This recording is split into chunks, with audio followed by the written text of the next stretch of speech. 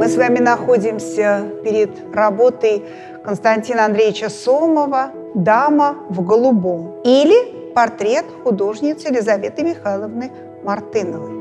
Интересно проследить историю названия картины «Дама в голубом». Дело в том, что отец Сомова был главным хранителем Эрмитажа, и, конечно, с детства Константин Андреевич прекрасно знал шедевр Томаса Гейнсбора, который хранился в Эрмитаже.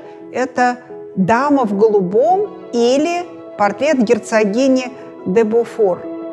Естественно, художник здесь ориентируется не только на старую классическую традицию, он подхватывает тему, уже сформировавшуюся в эстетике символизма. Это образ задумчивый, погруженный в меланхолию прекрасной дамы минувших эпох. Давайте вспомним шедевры художников-прерафаэлитов, Данте Габриэля Россетти, который описал своих современниц в образах мифологических персонажей или прекрасных дам минувших эпох. Но со времен прерафаэлитов, первого этапа развития символизма в европейском искусстве прошло уже достаточно большое время. Портрет писался в тот период, когда формируется объединение мир-искусства.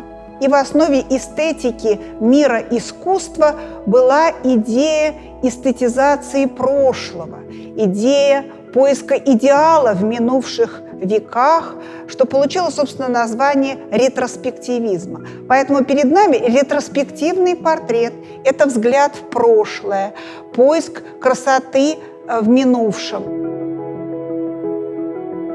На картине представлена соученица Сомова по Академии художеств. Они вместе занимались в классе Ильи Ефимовича Репина, художница Елизавета Михайловна Мартынова. Они были дружны, и Елизавета Михайловна, вообще, честно говоря, возлагала большие надежды на дальнейший союз с Сомовым. Но болезнь, она страдала туберкулезом, очень рано унесла ее из жизни.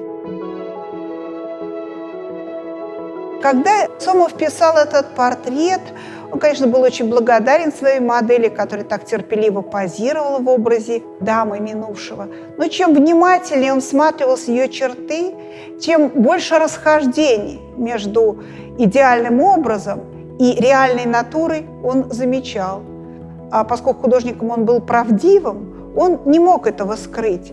Поэтому перевоплощение реальной модели, современницы Сомова, в даму минувших эпох не получилось. Перед нами современница Сомова с горячечным румянцем на щеках, с таким несколько болезненно экзальтированным взором. Она изображена в замешательстве, она держит в руках томик стихов. Это такая вот действительно девушка рубежа веков с тонкой рефлексивной психикой.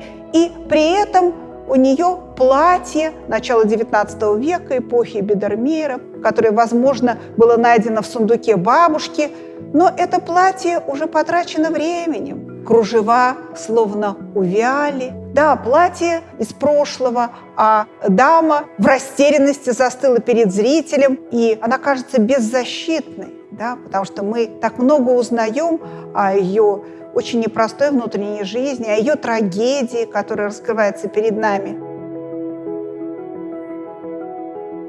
В картине есть другой план. Художник как бы не до конца разъясняет, что именно изображено. Мы с вами видим парк, который отделен от зрителя водоемом. Водоем символизирует в картинах Сомова временную преграду, время, которое разделяет различные планы бытия. Там, по ту сторону водоема, мы видим даму и кавалера, которые музицируют, они играют на свирели. А здесь, по эту сторону бытия, мы находим застывшую в растерянности героиню, музу художника, я бы сказала, трагическую музу художника. И также мы обнаруживаем в самом краю картины самого автора. Это его автопортрет. Сомов, надо сказать, изображает себя очень иронически, в виде птиметра, щеголя, с тросточкой в руках, который, иронически оборачиваясь, словно приглашает свою музу последовать за ним в мир, в художественной мечты в прошлое. Но, как вы видите, муза медлит и не решается. Она изображена в состоянии нерешительности и задумчивости. Художник размышляет о том, что в этом земном мире невозможно достичь гармонии, невозможно достичь понимания даже с достаточно близким человеком, в то время как в мире искусства, напоминаю, что так называлось объединение художников, только и можно осуществить свои самые заветные эстетические порывы.